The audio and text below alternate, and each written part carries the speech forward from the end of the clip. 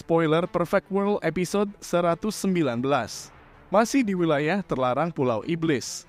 Di pedalaman wilayah terlarang, Si Hao menemukan sebuah harta kuno berbentuk kuali pil.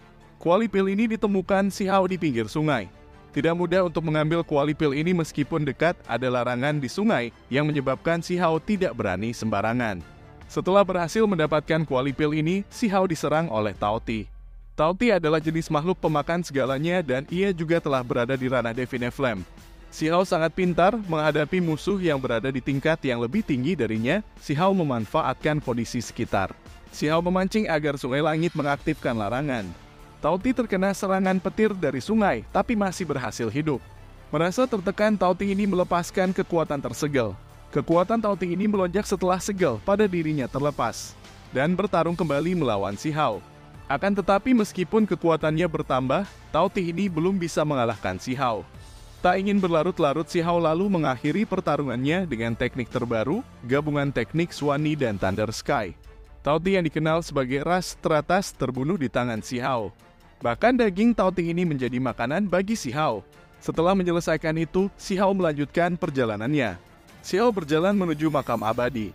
Perlu waktu sekitar 6 hari untuk sampai di makam kuno ini. Seluruh makam kuno ini memiliki jenis hukum alam yang melepaskan simbol dari waktu ke waktu.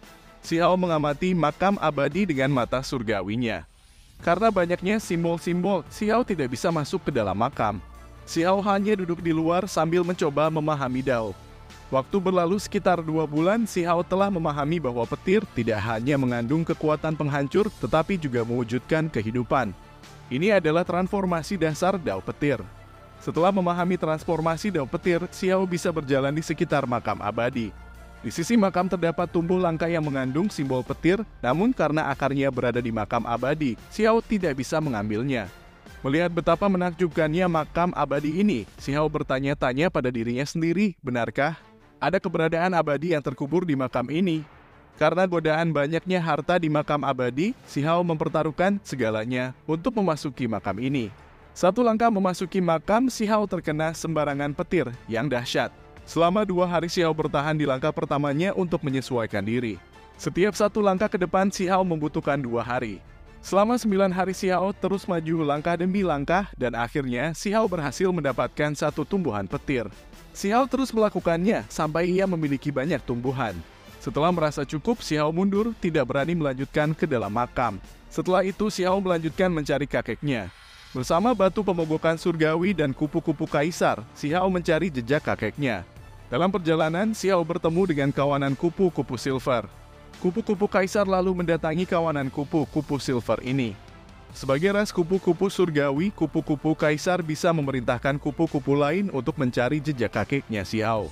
Bahkan bukan hanya kupu-kupu, ras serangga lain juga mengikuti perintah kupu-kupu kaisar. Karena banyaknya bantuan, Si Hao akhirnya memperoleh jejak kakeknya dan pergi ke arah kakeknya ditemukan. Informasi terus berdatangan dari para serangga kepada Si Hao. Informasi yang berkaitan tentang di mana kakeknya Si Hao berada dan orang yang mengincar kakeknya Si Hao dengan niat jahat.